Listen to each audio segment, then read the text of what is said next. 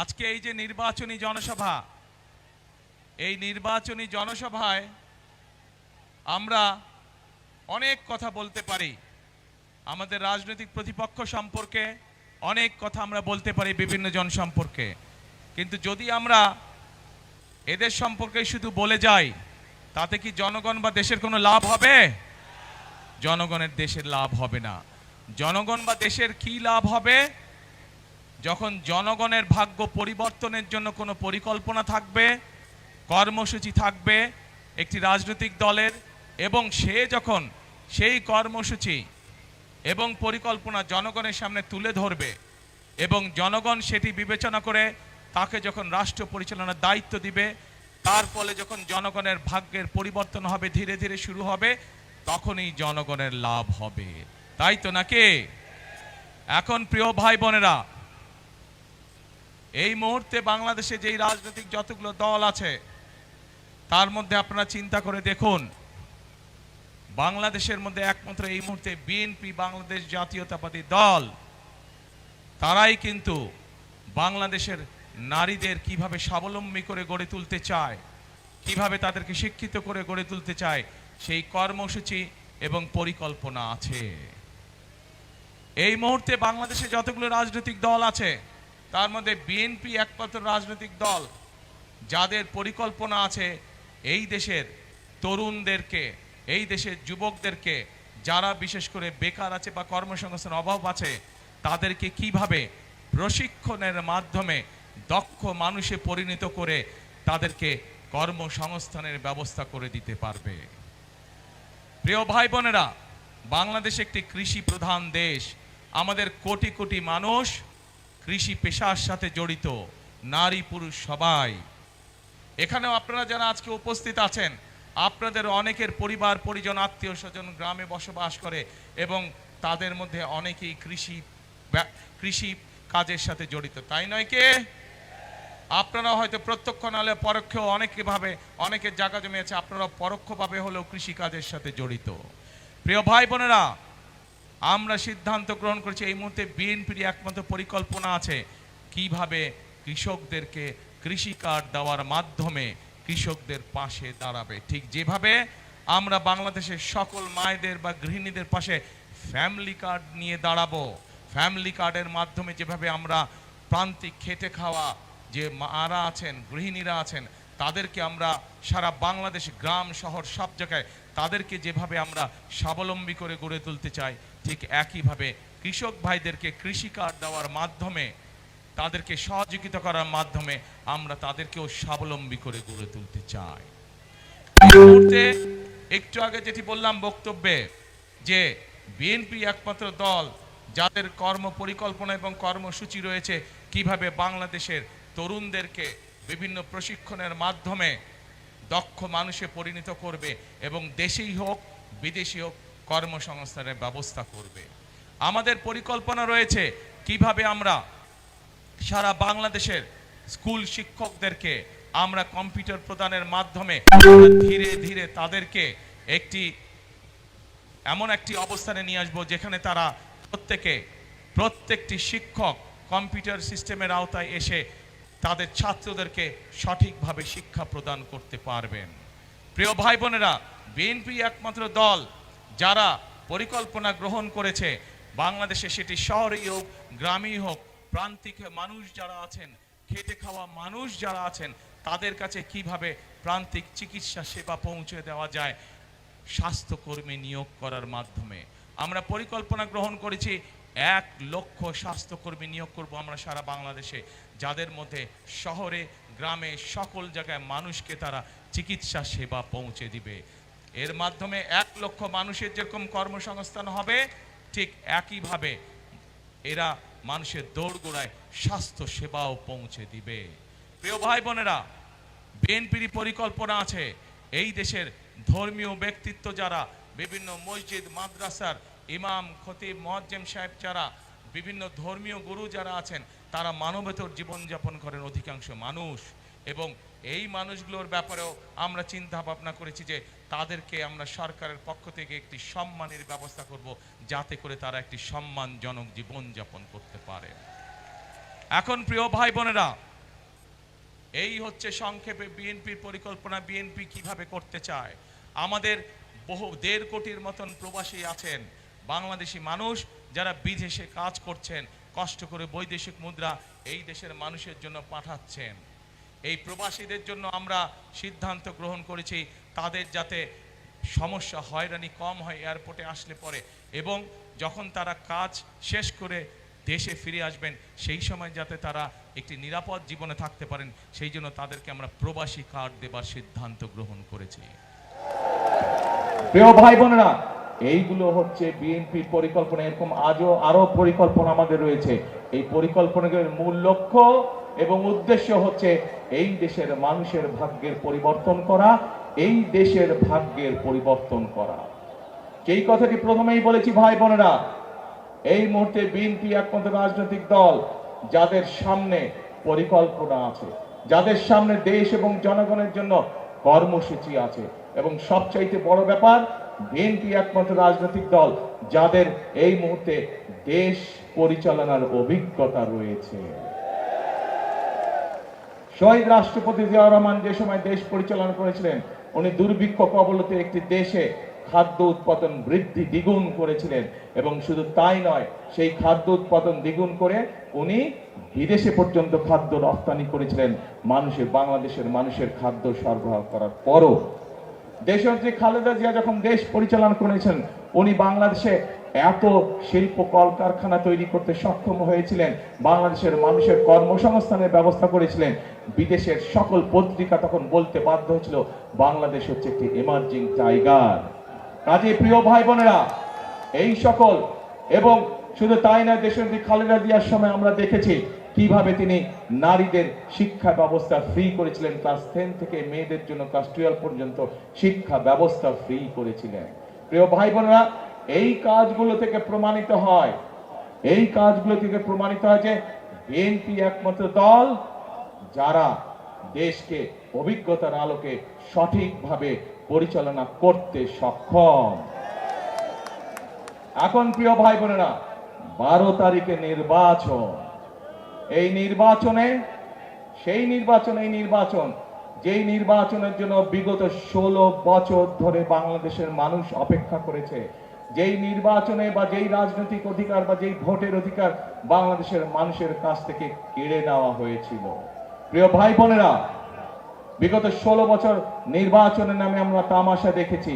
আপনারা কেউ সেই নির্বাচনের নামে যে তামাশা হয়েছে, সেই নির্বাচনগুলোকে, তথাকথিত নির্বাচন, আপনারা কেউ ভোট দিতে পেরেছিলেন? কেউ বাংলাদেশের মানুষ, শুধু আপনারা নয়, ঢাকা দেশের অধিবাসীরা নয়, শুধু সমগ্র বাংলাদেশে কেউ ভোট দিতে সক্ষম হয়নি। আজ সেই নির্বাচনের সময় এসেছে, যে নির্বাচনে বাংলাদেশের মানুষ ভোট দিতে পারবে।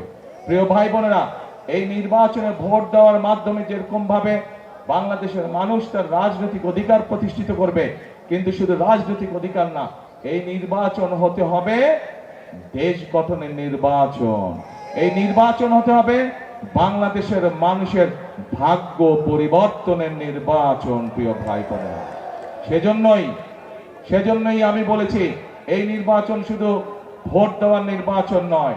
এই নির্বাচনের মাধ্যমে আমাদের জুলাই শহীদ যারা আছেন, জুলাই অভ্যুত্থানের যারা হতাহত ব্যক্তিরা আছেন, শুধু তাই নয়, 1971 সালে স্বাধীনতা যুদ্ধে যে সকল শহীদ হয়েছেন, তাদের যে প্রত্যাশিত বাংলাদেশ আছে, সেই বাংলাদেশ গড়ার নির্বাচন হচ্ছে 12ই ফেব্রুয়ারি।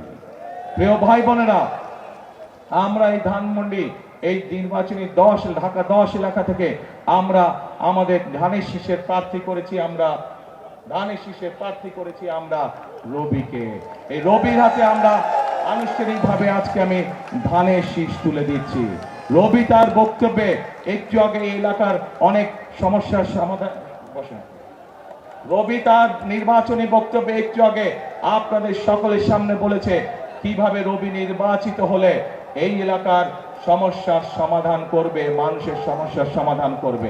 ইনশাআল্লাহ রবির সাথে আজকে আমিও আপনাদেরকে বলে যাচ্ছি যে ইনশাআল্লাহ এই ঢাকা 10 থেকে ধানের শীষ নির্বাচিত হলে এবং বিএনপি সরকার গঠন করলে রবি যে সকল ওয়াদা এলাকার মানুষের সামনে করেছে সেগুলি বাস্তবায়নের জন্য আমিও রবির সাথে কাজ করব। কারণ বক্তব্যের শুরুতেই বলেছে আপনাদের সাথে ঢাকা 10-এর সাথে কিন্তু আমার আত্মীয়তার সম্পর্ক আছে। কাজেই আমারও দায়িত্ব এই এলাকার মানুষের যে সমস্যার সমাধানগুলো আছে, জলবদ্ধতা হোক, এই ধানমন্ডি লেকের সমস্যা হোক, বিভিন্ন আইন শৃঙ্খলার সমস্যা, প্রত্যেকটি সমস্যা ইনশাআল্লাহ আমিও রবির সাথে দেখভাল করব এই এলাকা। প্রিয় ভাই বোনেরা, আসুন আমরা 12 তারিখে এমন ব্যক্তিকে নির্বাচিত করি, এমন দলকে নির্বাচিত করি যাদের দেশ পরিচালনার অভিজ্ঞতা আছে, এমন দলকে আমরা নির্বাচিত করি যাদের সামনে দেশ এবং দেশের মানুষেরকে নিয়ে কর্মসূচি আছে, পরিকল্পনা আছে। এবং বিএনপি ছাড়া এই মুহূর্তে আর কোন দলের কাছে সেই কর্ম পরিকল্পনা বা অভিজ্ঞতা নাই। আগেই বলেছি, এই নির্বাচন হচ্ছে আমাদের শুধু গণতন্ত্র প্রতিষ্ঠান না, গণতন্ত্র প্রতিষ্ঠার পাশাপাশি দেশ গঠনের নির্বাচন। বিগত 16 বছর আমরা দেখেছি বহু মেগা প্রজেক্ট হয়েছে, এবং মেগা প্রজেক্ট মানেই মেগা দুর্নীতি হয়েছে, কিন্তু মানুষের ভাগ্যের পরিবর্তন হয়নি। আমাদের গ্রামগঞ্জে শহর সব জায়গায় হাসপাতালগুলোতে গেলে ওষুধ পাওয়া যায় না, ডাক্তার ঠিক মতন পাওয়া যায় না, স্কুল কলেজগুলো ভেঙে চুরে পড়ে যাচ্ছে, রাস্তাঘাট ভেঙে চুরে নষ্ট হয়ে গিয়েছে, বহু এরকম আরো অনেক সমস্যা আছে। আসুন আমাদেরকে এখন এই পরিবর্তন করতে হবে। পৃথিবীর বহু দেশ ছিল যেই দেশগুলোর অবস্থা বাংলাদেশ থেকে খারাপ ছিল, কিন্তু তারা পরিশ্রম করেছে, পরিশ্রম করার মাধ্যমে তারা তাদের দেশের অবস্থা, মানুষের ভাগ্যের অবস্থার পরিবর্তন করেছে। তারা যদি পারে, আমরা কেন পারবো না? ইনশাআল্লাহ বাংলাদেশও পারবে, বাংলাদেশের মানুষও পারবে দেশকে পুনর্গঠন করতে, আমাদের দেশের মানুষের ভাগ্য পরিবর্তন করতে। সেজন্য প্রিয় ভাই বোনেরা, বারবার আমি এক কথা বলছি, এই নির্বাচন সম্পর্কে আমাদেরকে সজাগ থাকতে হবে। নির্বাচন নিয়ে কিন্তু একটি মহল ষড়যন্ত্র শুরু করেছে। পত্রিকার পাতায় আমরা খবরে সেই খবর দেখেছি। বিভিন্নভাবে তাদের লোকজন বিভিন্ন মানুষকে গিয়ে বিভ্রান্ত করার চেষ্টা করছে, বিশেষ করে মা বোনদেরকে গিয়ে বিভিন্ন প্রতিশ্রুতি দিচ্ছে, যেই প্রতিশ্রুতিগুলা বায়বীয় প্রতিশ্রুতি। আমরা বিএনপি জনগণের সামনে সেই প্রতিশ্রুতি করতে চাই যেই প্রতিশ্রুতি মানুষের পক্ষে বাস্তবায়ন করা সম্ভব। আমরা এমন কোন প্রতিশ্রুতি করতে চাই না যা মানুষের সাধ্যের বাইরে, যা মানুষের আওতার ভিতরে না। প্রিয় ভাই বোনেরা, আমরা দেখেছি একটি মহল, তাদের নেতাকর্মীরা ধরা পড়েছে নকল ব্যালটের সিল বানাতে গিয়ে। কাজেই আজকে ঢাকা 10 সহ সকল গণতান্ত্রিকামী মানুষ এবং যারা চায়, সেই সকল গণতান্ত্রিকামী মানুষ যারা চাই এই দেশের মানুষের, এই দেশের ভাগ্যের পরিবর্তন করতে, আপনাদেরকে আজকে সতর্ক থাকতে হবে, সজাগ থাকতে হবে এইসব নকল সিল বানানো যারা বানায় তাদের বিরুদ্ধে।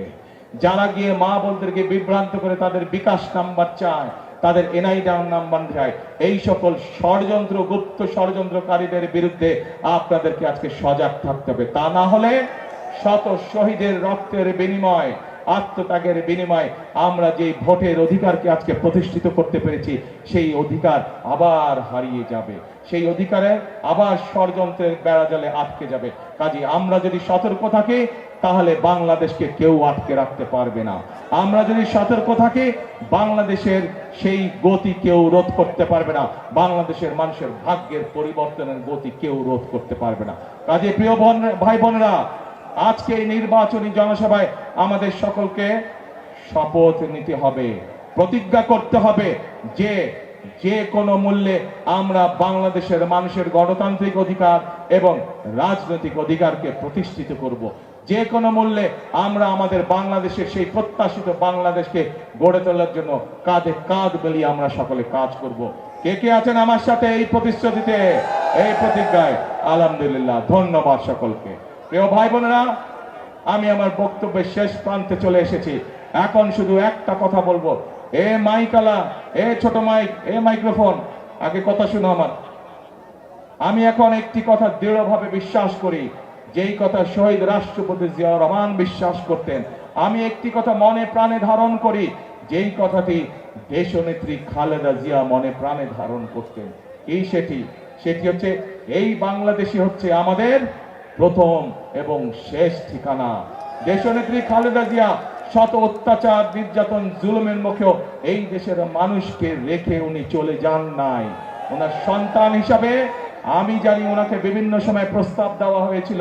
সেই প্রস্তাবে বলা হয়েছিল আপনি যদি দেশ ছেড়ে চলে যান তাহলে আপনাকে জেল জুলুমের শিকার হতে হবে না, কিন্তু উনি বলেছিলেন এই দেশই আমার প্রথম, এই দেশই আমার শেষ ঠিকানা এবং এই দেশের মানুষ হচ্ছে আমার পরিবার। উনি ওনার পরিবারকে রেখে যাননি। কাজে প্রিয় ভাই বোনেরা আসুন, আসুন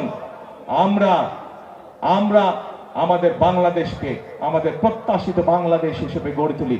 তার জন্য আমাদেরকে পরিশ্রম করতে হবে, কষ্ট করতে হবে, ঐক্যবদ্ধ থাকতে হবে। এবং আমি জানি বাংলাদেশের মানুষ পরিশ্রম করতে অভ্যস্ত, বাংলাদেশের মানুষ কষ্ট করতে রাজি আছে। সেজন্যই আমি বলি একটি কথা, বারবার সব জায়গায় বলি, করব কাজ, তারপরে গড়ব সবার আগে কে? সবার আগে কে? সবার আগে কে? বাংলাদেশ। প্রিয় ভাই বোনেরা, আজ তাহলে এই নির্বাচনী সভায় এই হলো আমাদের শপথ, করব কাজ, গড়ব দেশ, সবার আগে বাংলাদেশ।